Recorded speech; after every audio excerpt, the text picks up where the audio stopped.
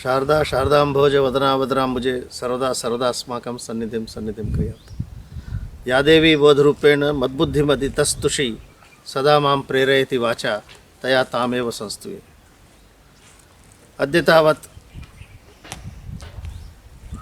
विवेकानंद जयंती संदर्भे सर्वेपि परिसरीयाः वेदव्यास परिसरीयाः प्राध्यापकाः कर्मचारिणः छात्राश्च अभिनन्द्यन्ते।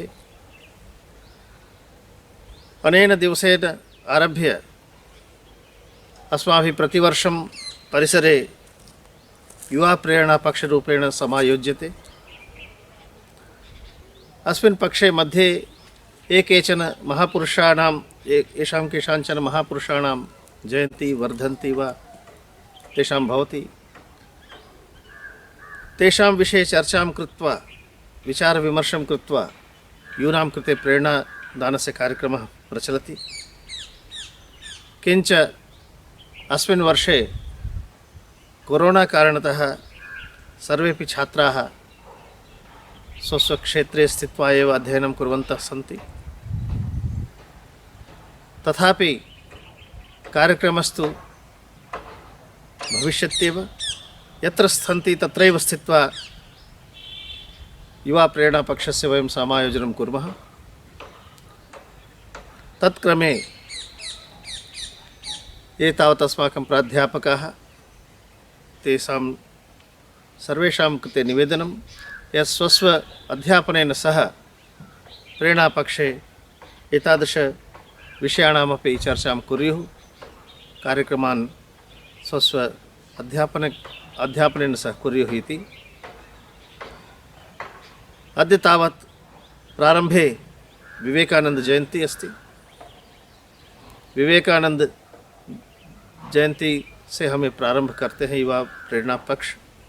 तो सभी हमारी जो युवा छात्र हैं उनको यही प्रेरणा देना चाहते हैं विवेकानंद जी का जीवन से, किस तरह से उन्होंने भारतीय संस्कृति का ध्वजा पूरे विश्व में फहराया था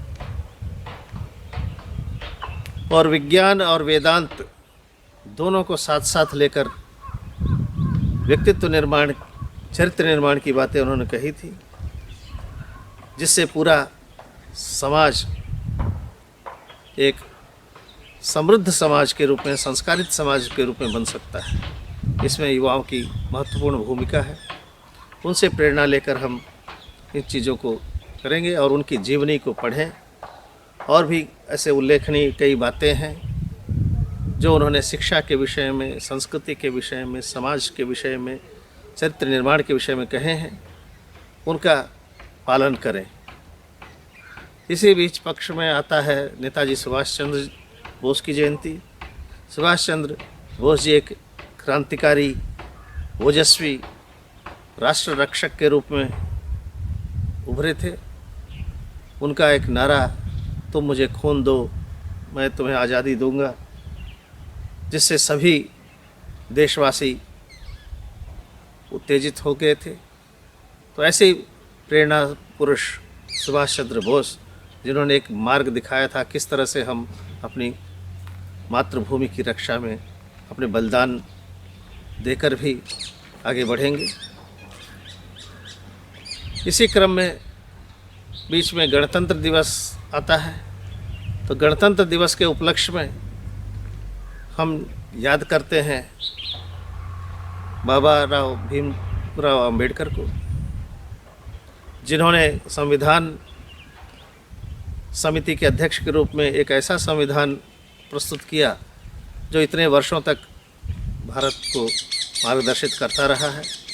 जब भी कोई समाज में विघटनकारी तत्व होते हैं, कोई ऐसी विरोधाभासी बातें आती हैं, ये संविधान ही मार्गदर्शन करता है कैसे सामाजिक समरसता स्थापित हो, सामाजिक न्याय कैसे हो, समानता कैसे हो। क्योंकि हमारे देश में विभिन्न भाषा भाषी लोग, विभिन्न धर्म के लोग, विभिन्न जाति के लोग रहते हैं, विभिन्न प्रांतों में विभिन्न तरह के जीवन विधान से, तो उन सब में एक समरसता बने, समानता बने। इस दृष्टि से ये संविधान एक मार्गदर्शक के रूप में काम करता है।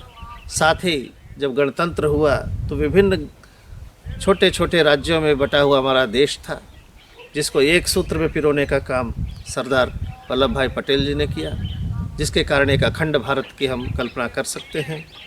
तो उनको भी इस गणतंत्र के उपलक्ष्य में हम याद करते हैं। तो एक लौह पुरुष जिस तरह से पूरे देश को संगठित करने में थे, वह राष्ट्रीय एकता की भावना लेकर हमको आगे चलने की बात है। तथा अंत में शहीद दिवस मनाया जाता है महात्मा गांधी जी की पुण्यतिथि को। तो महात्मा गांधी जी ने भी इस राष्ट्र को एक ऐसा नेतृत्व प्रदान किया जिसमें स्वतंत्रता प्राप्त की, और सत्य अहिंसा के मार्ग से चलकर, कैसे सत्याग्रह के मार्ग से चलकर हम अपने लक्ष्य को साधित कर सकते हैं, ये मार्ग उन्होंने प्रशस्त करके बताया।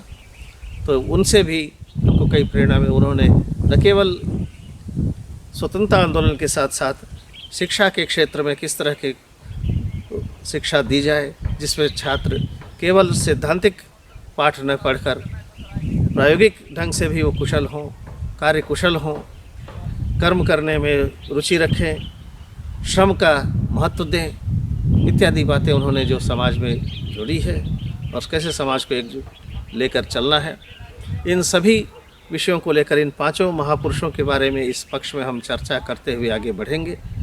तो इनके प्रसंगों को हम बीच बीच में चर्चा करें तो सभी प्राध्यापक जो है अपने अपने कक्षाओं में ही इनके विषयों पर चर्चा करेंगे और छात्रों को प्रेरित करेंगे। तथा ये छात्र जो है संस्कृत के छात्र अपने आप में संस्कृत या संस्कारित, तो ऐसे संस्कारित छात्र ही देश को जो है एक अच्छा रास्ता दिखा सकते हैं। और विशेष रूप से आवश्यक इसलिए है क्योंकि भारत एक युवा देश माना जाता है, जिसकी 65% की आबादी युवा वर्ग में है। तो जिस देश की 65% की आबादी और वो भी 130 करोड़ की आबादी में से युवा हो, तो एक अच्छा मानव संसाधन उस देश को प्राप्त हुआ है।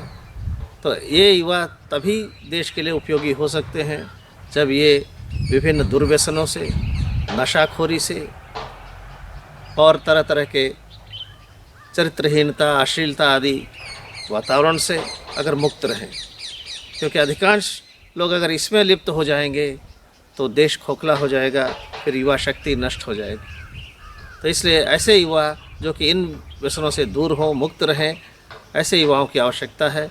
वो संस्कारों से ही उत्पन्न हो सकता है। तो संस्कृत के छात्र संस्कारित होकर जो है काम करेंगे, यह आशा है। और इसके साथ साथ एनएसएस के जो कार्यकर्ता हैं वो भी जो अपने लक्ष्य के अनुसार, अपने उद्देश्य के अनुसार काम करेंगे, जिसमें कि अपने लिए नहीं पहले सोचना, पहले दूसरों के लिए सोचने वाली बात आती है। तो उस दिशा में इस 15 दिन में, इस पक्ष में जो है हम कई कार्यक्रम करते रहे हैं। प्रत्यक्ष रूप से जब परिसर में होते थे, श्रमदान या सफाई अभियान, वृक्षारोपण, तो इस तरह के विभिन्न सामाजिक कार्यों में लगे रहते थे। तो आज अपेक्षा है कि जो छात्र अपने अपने घरों के पास ही छोटे छोटे गणों में, छोटे छोटे टोलियों में इन विषयों की चर्चा करें और अपने आसपास ही ऐसा कोई सामाजिक श्रम का कार्य करें, समाज हित का काम करें और उसकी सूचना जो है परिसर को दें, जिससे वो छात्रों की एक उपलब्धि के रूप में गिनी जाए। और सभी एनएसएस छात्र जो है अपने कार्यक्रमों का विवरण अपने संयोजक डॉक्टर पीवीवी सुब्रमण्यम जी को प्रस्तुत करेंगे। जो नए छात्र एनएसएस में भाग लेना चाहते हैं वो अपना पंजीकरण कराने के लिए भी अपनी सूचना देकर इसमें कार्य कर सकते हैं। तो एक एनएसएस कार्यकर्ता के रूप में और संस्कृत छात्र के रूप में, भारत के युवा के रूप में सभी लोगों का अपनी भूमिका रहेगी। तो सब उसके अनुरूप अपने आप को तत्पर करके, तैयार करके कार्यक्रम करें। इसलिए यह प्रेरणा पक्ष का आयोजन होता है। इस पक्ष में सब प्रेरित होकर आगे हम अपने जीवन को सुधारेंगे और अपने देश को एक सही रास्ता दिखाएंगे। इसके साथ साथ पुनः एक बार इस प्रेरणा पक्ष के प्रारंभिक दिवस पर आज सभी का अभिनंदन करता हूं और आशा करते हैं कि इस प्रेरणा पक्ष में हम इसी तरह से प्रेरणास्पद बातें करेंगे और चर्चा करेंगे। धन्यवाद। जय तो भारतम, जय तो संस्कृतम।